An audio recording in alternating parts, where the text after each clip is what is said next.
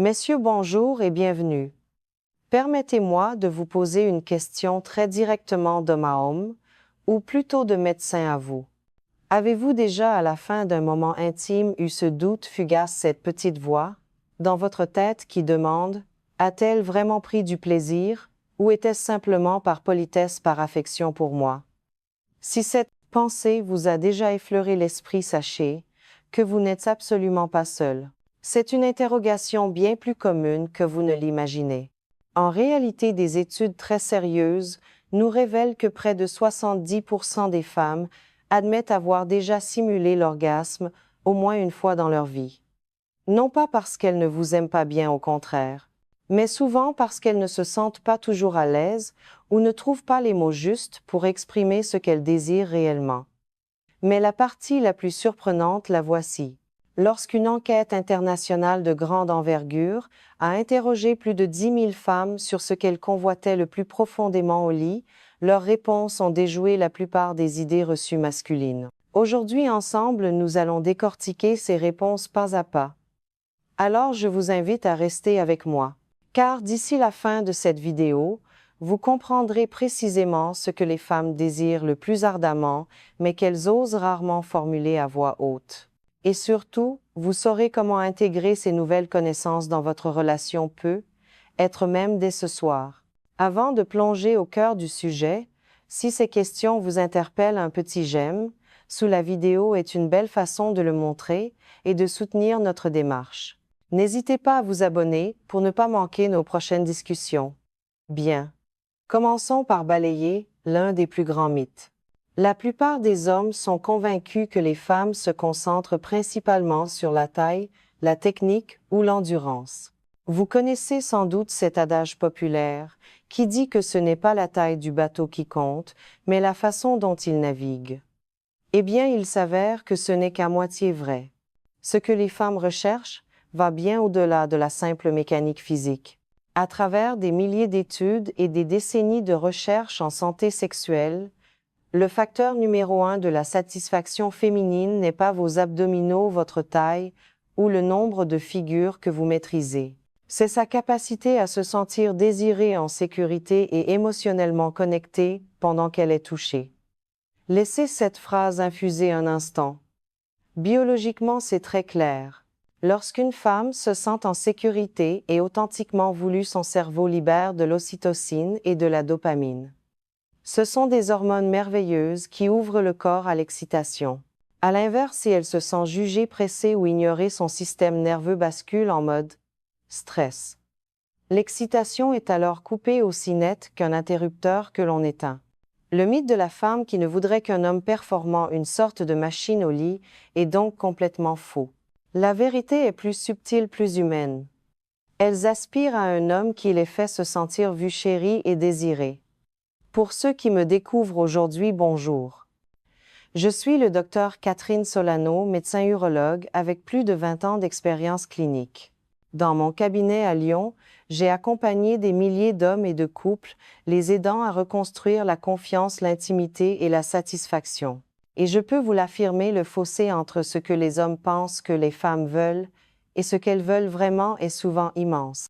C'est la raison d'être de cette chaîne, vous offrir des réponses claires, basées sur la science, dans un langage simple, pour que vous puissiez cesser de douter et commencer à vous épanouir pleinement dans votre santé et vos relations.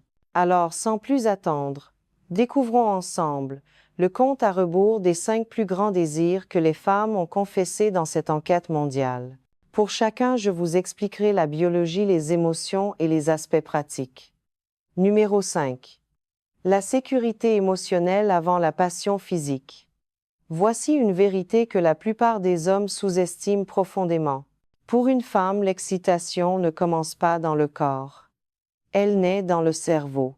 D'un point de vue biologique, le système limbique de la femme, le centre émotionnel de son cerveau, doit se sentir en parfaite sécurité avant que son corps ne puisse s'engager pleinement dans l'acte. Si elle est tendue, distraite par les soucis du quotidien, ou inquiète, le flux sanguin vers sa région pelvienne est limité.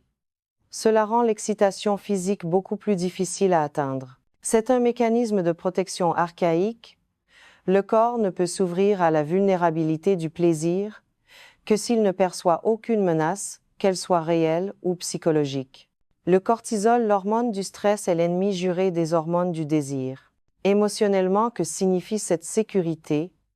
Cela veut dire qu'elle ne se sent ni jugée pour son corps ou ses réactions, ni pressée par une attente de performance, ni poussée à faire quelque chose dont elle n'a pas envie. C'est un espace où elle a le droit d'être elle-même, avec ses désirs, ses hésitations, sa sensualité propre.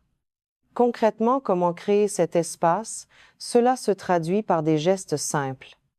Ralentir, ne pas se précipiter sur les zones érogènes, comme si l'on cochait une liste de courses.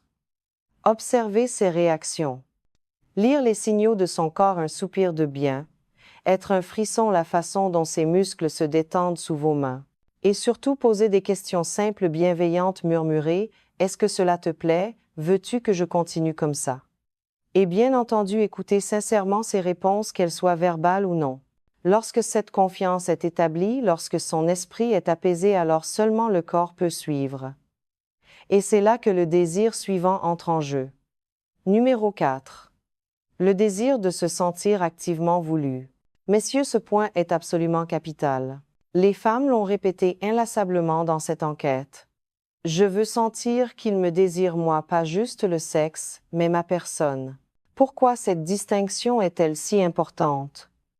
D'un point de vue biologique, lorsqu'elle perçoit des signaux de désir authentiques et personnalisés, son corps libère une dose de dopamine, le neurotransmetteur du plaisir et de la récompense. Le cerveau est alors préparé, amorcé pour recevoir du plaisir. Les mots et les regards agissent comme une véritable amorce chimique.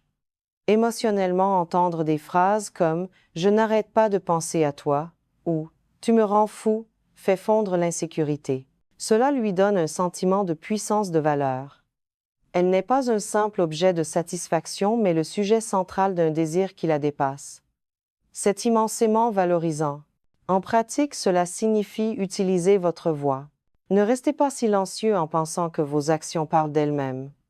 Le silence dans l'intimité est souvent source d'anxiété. Est-ce qu'il aime? Est-ce que je fais bien? Votre voix est un pont qui la relie à vous. Exprimez ce que vous ressentez. Des phrases toutes simples comme « Tu m'excites tellement » ou « J'adore te sentir dans mes bras » sont infiniment plus puissantes que n'importe quelle technique sophistiquée. Soyons honnêtes, c'est souvent là que les hommes de votre génération hésitent. Pourquoi? Parce que parler au lit peut sembler gênant, peu naturel.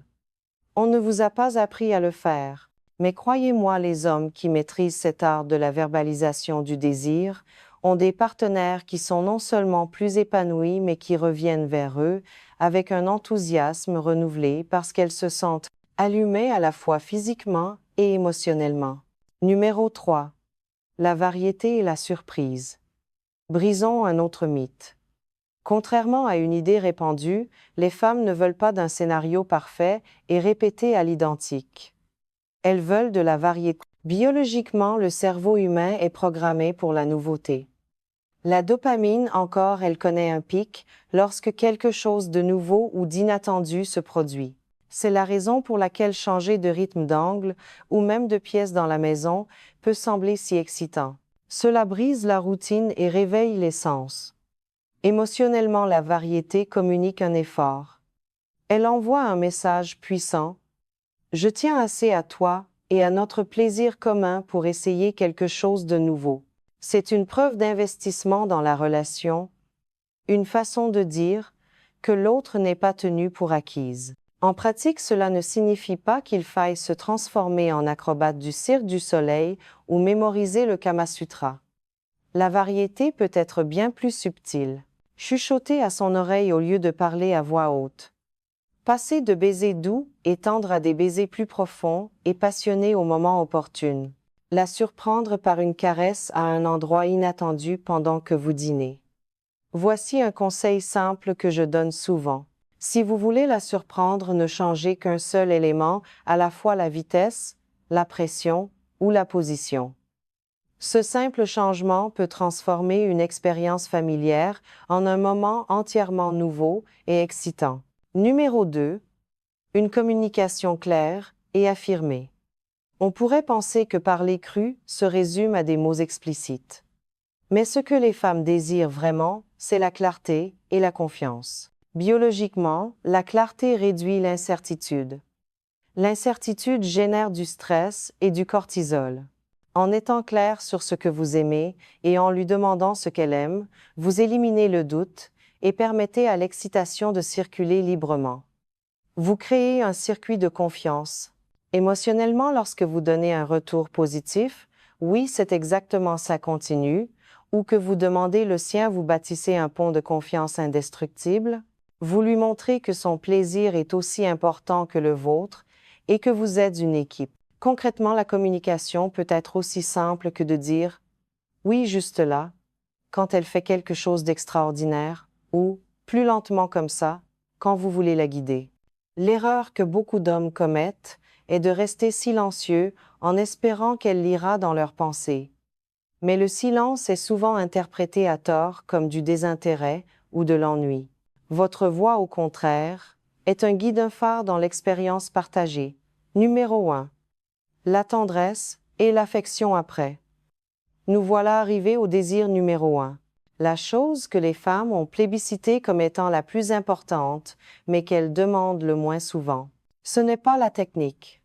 Ce n'est pas l'endurance. C'est ce qui se passe après l'orgasme. L'affection et le réconfort. Biologiquement, c'est fascinant. Après un orgasme, les femmes libèrent une énorme quantité d'ocytocine, la fameuse hormone de l'attachement ou hormone du câlin. Cette hormone crée un besoin puissant de connexion et de lien. Si, à ce moment précis de grande vulnérabilité chimique et émotionnelle, le contact physique ou la connexion émotionnelle est rompue, cette vague d'ocytocine peut se transformer en un sentiment de tristesse, de vide, d'insécurité. On appelle cela la dysphorie postcoïtale. Émotionnellement, les gestes d'après-sexe communiquent un message essentiel: tu n'es pas juste un corps pour moi. Je te valorise en tant que personne. Ce que nous venons de partager était important. Concrètement, cela peut être aussi simple que de la serrer dans vos bras, de caresser ses cheveux, de lui murmurer « J'ai adoré ce moment avec toi », de rester simplement présent au lieu de vous retourner et de saisir votre téléphone sur la table de nuit. Messieurs, si vous voulez vous distinguer, si vous voulez marquer son cœur autant que son corps, c'est cette habitude qui fera toute la différence. Car si la plupart des hommes pensent que l'acte sexuel se termine avec l'orgasme, la vérité pour une femme est que la partie la plus importante commence souvent juste après. Comment mettre tout cela en pratique sans se sentir dépassé? Je comprends que cela puisse faire beaucoup d'informations.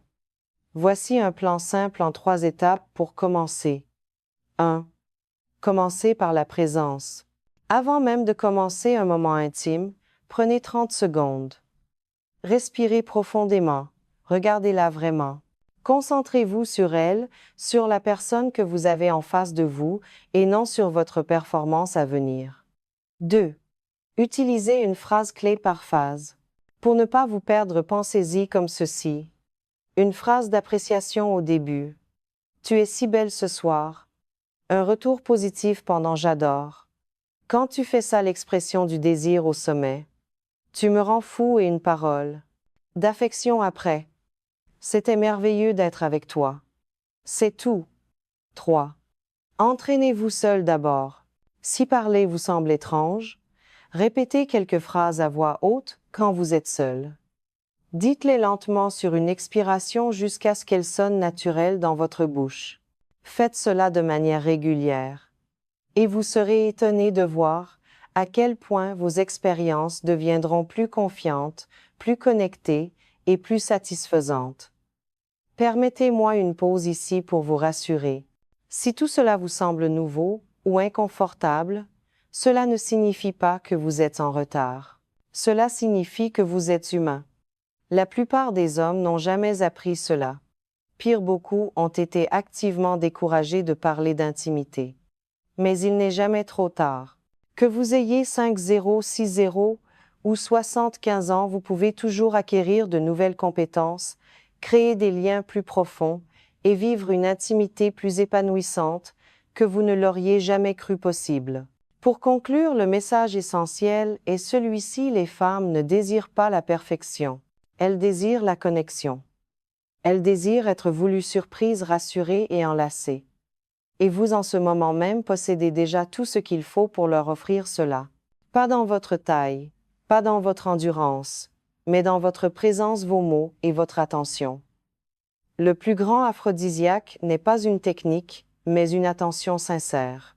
C'est le véritable secret d'une vie intime riche et durable, bien au-delà de la jeunesse. Si cette vidéo a résonné, en vous, faites-moi une faveur.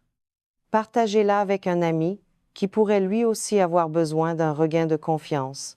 Et dans les commentaires, j'aimerais beaucoup lire vos réflexions. Lequel de ces 5 désirs vous a le plus surpris ou interpellé? N'oubliez pas que l'âge n'est pas la fin de la vitalité.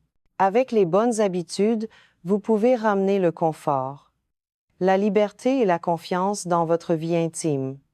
Vous le méritez. Votre partenaire le mérite. Et ensemble, vous pouvez y parvenir. Je suis le docteur Catherine Solano. Prenez bien soin de vous et je vous dis à très bientôt pour notre prochaine discussion.